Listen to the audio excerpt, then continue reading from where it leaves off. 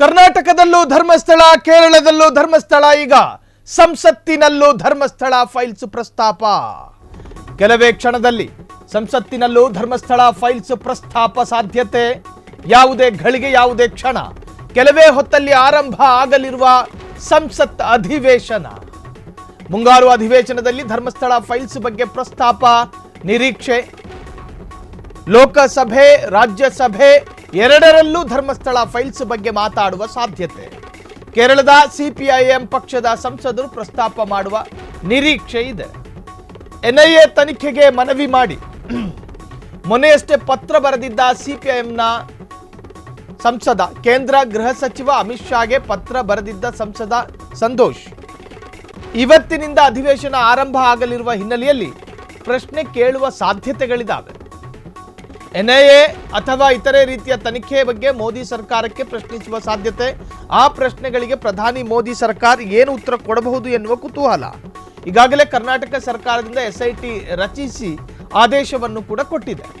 ಸಂಸತ್ತಿನಲ್ಲೂ Dharmasthala files ಪ್ರಸ್ತಾಪ ಆಗೋ ಸಾಧ್ಯತೆಗಳಿದ್ದಾವೆ.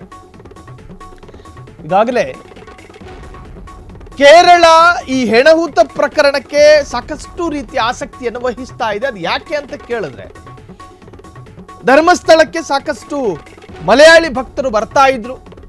ಈ ಹೆಣಹೂತ ಪ್ರಕರಣದಲ್ಲಿ ಅನೇಕ ಕೇರಳ ರಾಜ್ಯದ ಭಕ್ತರು ಕೂಡ ಇರಬಹುದು ಅಂತ ಅವರು ಶಂಕಿಸಿದ್ದಾರೆ. ಸೊ ಈಗ ನೋಡಿ, ಹಾಗಾಗಿನೇ ಕೇರಳ ಇದರಲ್ಲಿ ಅತ್ಯಂತ ಆಸಕ್ತಿದಾಯಕ ಮಧ್ಯಪ್ರವೇಶ ಆಗಿದ್ದು. ಸೊ ಅಲ್ಲಿನ ಸಂಸದರೊಬ್ಬರು ಪತ್ರವನ್ನು ಕೂಡ ಬರೆದಿದ್ದು, ಸಂಸತ್ತಿನಲ್ಲೂ ಧರ್ಮಸ್ಥಳ ಫೈಲ್ಸ್ ಪ್ರಸ್ತಾಪ ಸಾಧ್ಯತೆ. ಕೆಲವೇ ಹೊತ್ತಲ್ಲಿ ಆರಂಭ ಆಗಲಿದೆ ಸಂಸತ್ ಅಧಿವೇಶನ. ಆ ಅಧಿವೇಶನದಲ್ಲಿ, ಅರ್ಥಾತ್ ಮುಂಗಾರು ಅಧಿವೇಶನದಲ್ಲಿ ಧರ್ಮಸ್ಥಳ ಫೈಲ್ಸ್ ಬಗ್ಗೆ ಪ್ರಸ್ತಾಪ ನಿರೀಕ್ಷೆ ಇದೆ. ಲೋಕಸಭೆ, ರಾಜ್ಯಸಭೆ ಎರಡರಲ್ಲೂ ಕೂಡ ಧರ್ಮಸ್ಥಳ ಫೈಲ್ಸ್ ಬಗ್ಗೆ ಮಾತಾಡುವ ಸಾಧ್ಯತೆ ಇದೆ. ಅದಕ್ಕೆ ಕಾರಣ ಕೇರಳದ ಸಿಪಿಐಎಂ ಪಕ್ಷದ ಸಂಸದರು ಪ್ರಸ್ತಾಪ ಮಾಡುವ ನಿರೀಕ್ಷೆಯನ್ನ ಇಟ್ಟುಕೊಳ್ಳಲಾಗಿದೆ. ಇನ್ನು ಎನ್ಐಎ ತನಿಖೆಗೆ ಮನವಿ ಮಾಡಿ ಮೊನ್ನೆಯಷ್ಟೇ ಪತ್ರ ಬರೆದಿದ್ದ ಸಿಪಿಐಎಂನ ಸಂಸದ, ಹಾಗಾಗಿ ಸ್ವಾಭಾವಿಕವಾಗಿ ಆ ಸಂಸದ ಕ್ರೆಡಿಟ್ ತೆಗೆದುಕೊಳ್ಳುವ ಸಾಧ್ಯತೆಗಳಿದ್ದಾವೆ, ಅಥವಾ ಅದನ್ನ ಮತ್ತಷ್ಟು ಗಟ್ಟಿ ಧ್ವನಿಯಲ್ಲಿ ಅಲ್ಲಿ ಪ್ರಸ್ತಾಪ ಮಾಡುವ ಸಾಧ್ಯತೆಗಳಿರ್ತವೆ.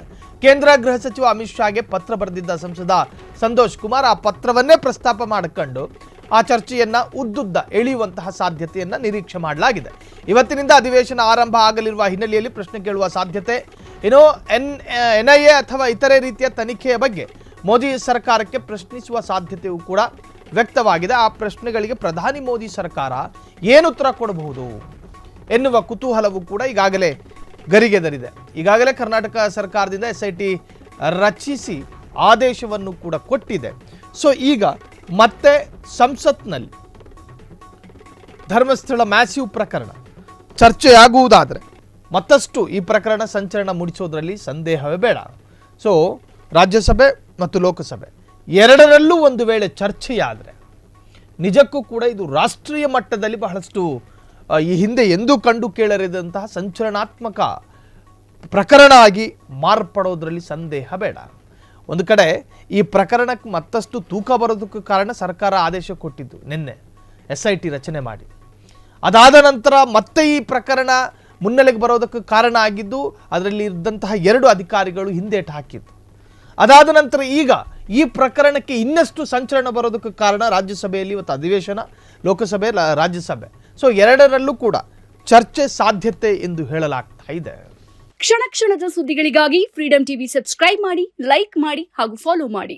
ಹೊಸ ಸುದ್ದಿಗಳ ನೋಟಿಫಿಕೇಶನ್ಗಾಗಿ ಬೆಲ್ ಐಕಾನ್ ಮೇಲೆ ಕ್ಲಿಕ್ ಮಾಡಿ.